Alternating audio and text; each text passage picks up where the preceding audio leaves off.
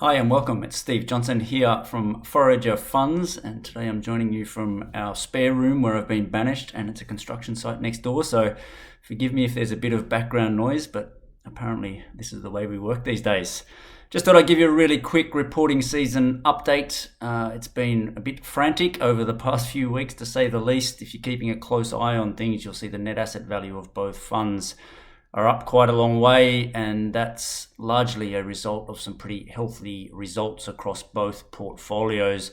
And it's really been across the board, particularly in our Australian fund. There were some absurdly low expectations about how some of these businesses were going to be performing, and we've seen companies coming out with some pretty good results there. Marketing services company Enero grew its profit in the last year, which is a fairly amazing achievement even by my expectations. It's not growing like crazy, but in this environment for a marketing services company to be growing at all is a very good thing. And back in March, it was trading at some 4 or 5 times earnings. So the share price is up a long way there.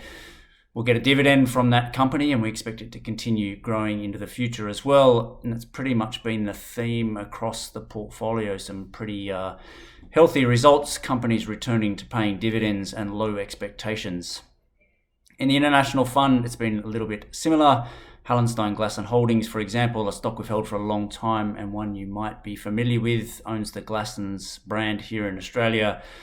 Profit was only down a tiny bit despite most of its stores being closed for about 6 weeks back in March and April, and its online business has been performing exceptionally well. It's been another theme through this reporting season. Those retailers that were prepared with a really good online offering are performing exceptionally well, and those that are running around trying to get their online offering in order now are a long way behind the 8 ball, and I think you're going to see that have an impact for many, many years to come.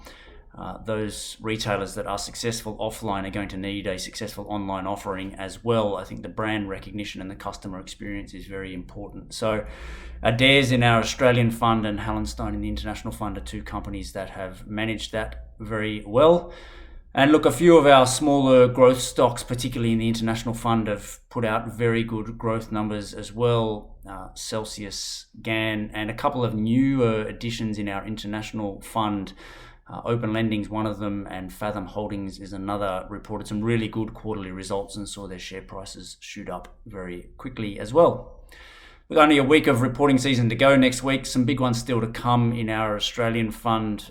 Usually in the international fund, companies are reporting much earlier, so it's largely done and dusted there. But we've still got Alta to come in the international fund because of its odd year end, and in our Australian fund, the big ones for next week are really AMA and Macmahon amongst the larger holdings, and we're pretty confident of good results for both of those as well.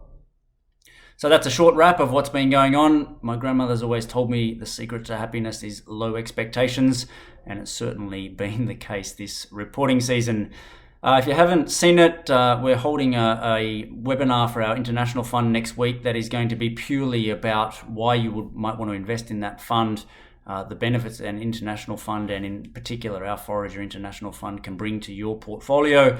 So if you haven't invested or you're considering investing more, think about coming along to that one. Registration details are on the website. Thanks for tuning in.